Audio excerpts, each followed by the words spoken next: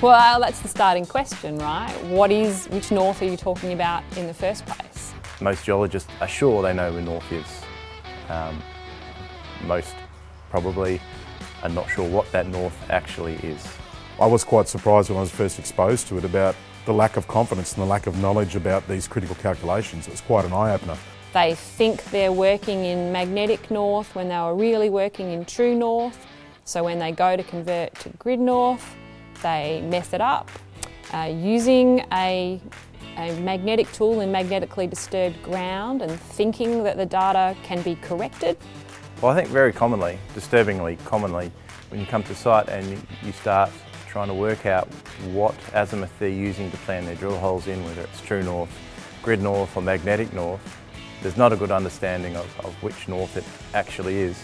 If you're using a magnetic survey tool, like for example one of our easy tracks, then you get a magnetic north reading. If you're using a gyro, you get a true north reading. If you're, a mining engineer and you think none of those norths are good enough and you've defined your own north for a mine, then you have a grid north. And the trick is that you've got to know how to convert from one to the other, and you've got to know which one you're using in any given circumstance. And also a lack of understanding of how to convert true north to grid north to magnetic north. And compounding this is actually no common standard to do so. You've got to know which one you're using in the first place and then how to move from one to the other.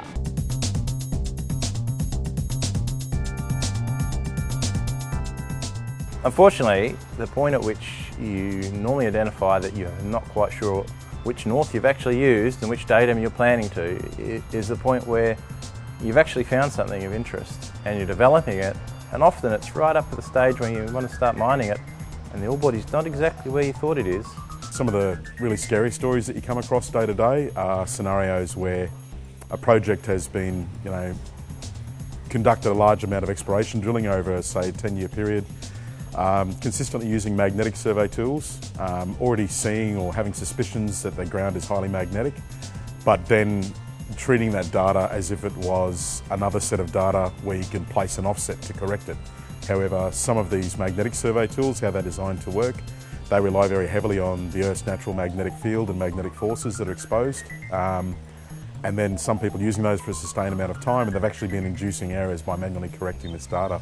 Well, the biggest implication is if you've aligned yourself to the wrong north and you've drilled essentially in the wrong direction to where you think your ore body is, you can potentially miss it.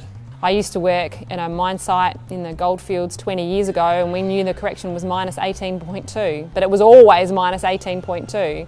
We never shifted it, and indeed it kind of came to the point where you felt like you couldn't shift it because your data would feel inconsistent.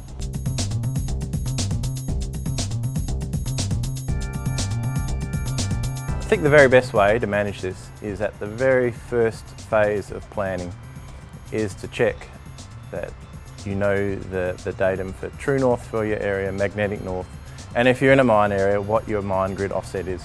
It all starts at that confirmation of exactly what those offsets are.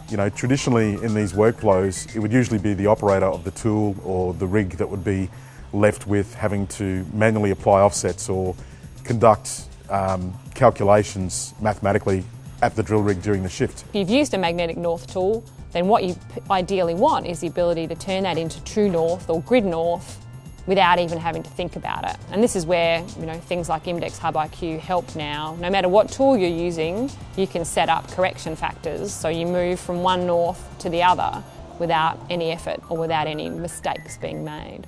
We can set the mine grid offset and the magnetic declination for your area and do the calculations for you, and then you can, before you've actually started drilling, check that they're correct.